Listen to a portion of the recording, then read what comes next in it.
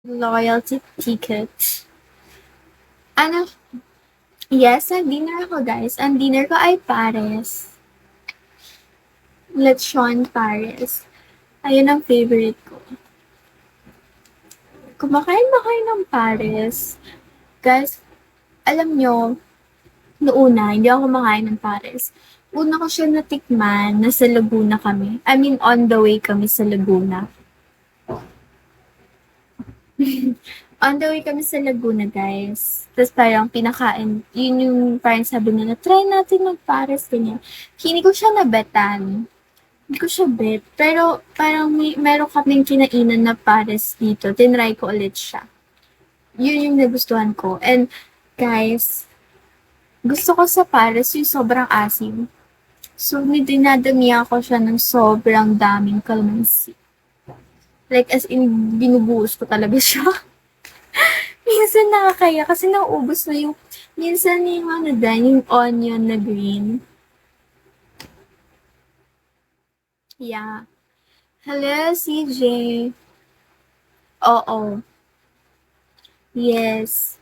Dumating ako sa point na ako naman, hindi ako kakain ng pares hanggat ako lang yung kakain. Parang, kaya lang ako makain ng pares nun kasi yung friend ko, ito yung kasama ko dito, yung friend ko tuloy, pinsan ko, ano siya, mahilig siya sa pares. So, like, kain kami as in, ayun yung dinner, lunch, namin talaga, literal.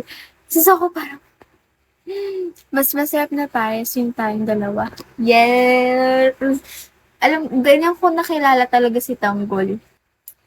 Pero alam ko, astig kasi si Tanggol, di ba? Matamis ba yung pares? Wala kasi pares dito sa Davao. Hindi siya matamis. More on siguro, like, titimplahan mo kasi siya po, lalagyan mo siya ng kalamansi, ng toyo, ng chicharon. Yeah, there's chicharon din. Actually, meron pa nga ketchup. Pero hindi ko, ayun, matamis kapag sa ketchup. Tinry ko yun. Sabi ko, shocks, hindi pala siya masarap. Cravings mo yung maasim na pares. Ano, yun yung, ayun, may garlic. Yun yung mas gusto ko, yung maasim-asim siya. Pagka hindi siya maasim, dinalagyan ko mismo sa rice ko. Asim yan, ano, ng kalamansi. Yun yung gusto ko. Ayoko ng Pares Retiro eh. Nakakain nga ako ng Pares Retiro. Hindi ko siya bet.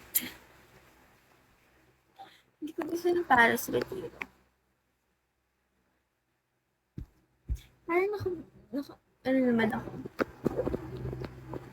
Oo. Hindi ko bet ang Pares Retiro. Thank you, Alucard.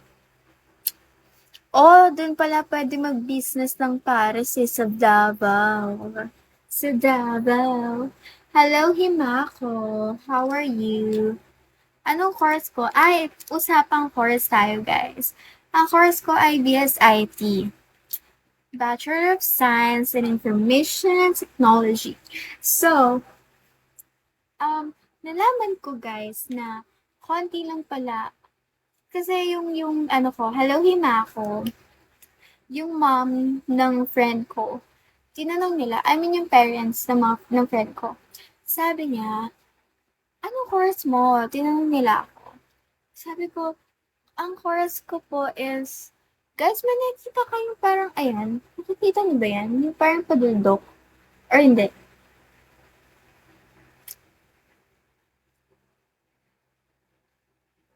Bakit na ganun?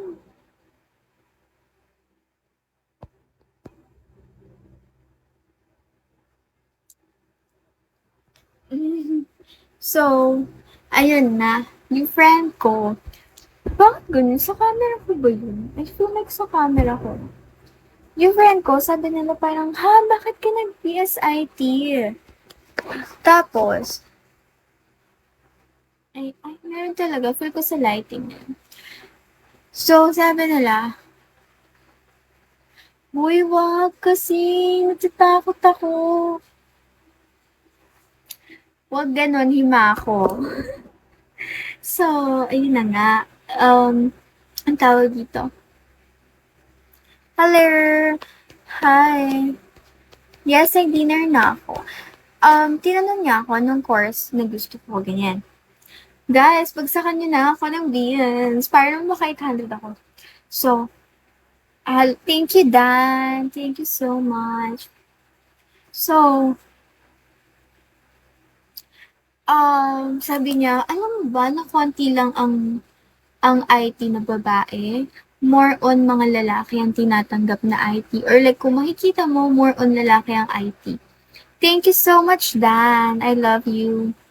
So, sabi ko, hala, so parang is that mean na uh, konti lang yung magiging opportunities ko in the future kapag nakagraduate na ako?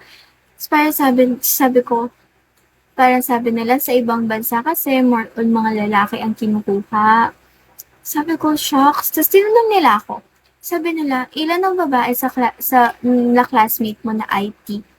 Eh guys, halo kasi ang section namin ngayong SEM. Iba't ibang section, ay iba't ibang course.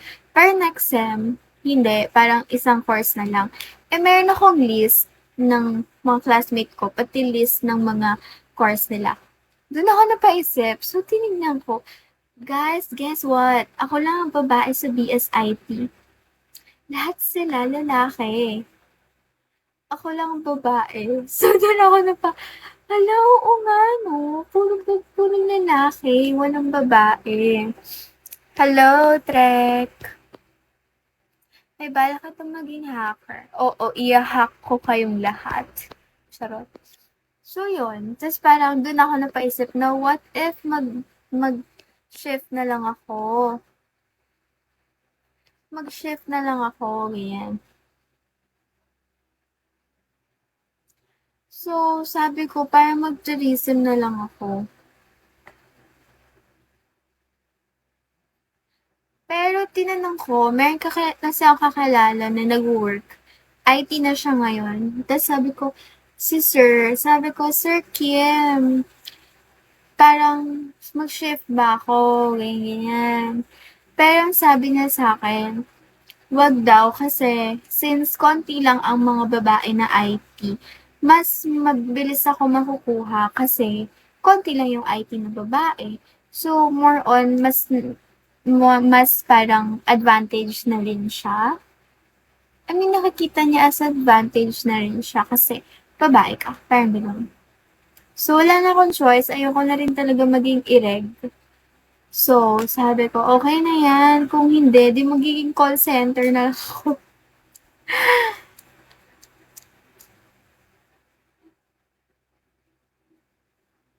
Ay, talaga.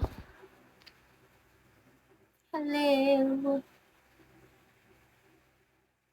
Oo nga, mostly din. Pero, ay nako, I don't know. Pero to be honest, kasi kung magtutourism ako, guys, kaya pwede ako mag-apply as tourism kasi kahit hindi ako nakagraduate ng tourism. Though, mas may advantage yung mga nakagraduate as tourism.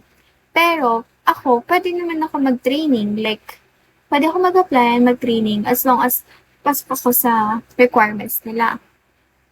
Ayoko mag-police.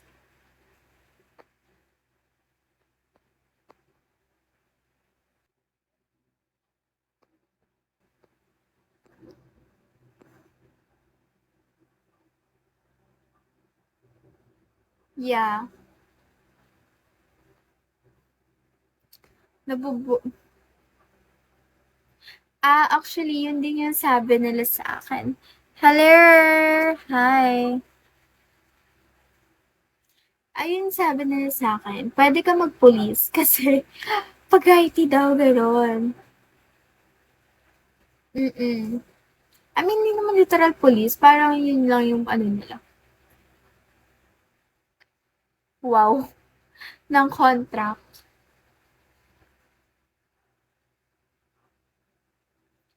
So, yun guys. Wala na akong choice, but you know, I have to, ano. Pwede bang mag-sticker ako? Tapos mag-sticker ako ng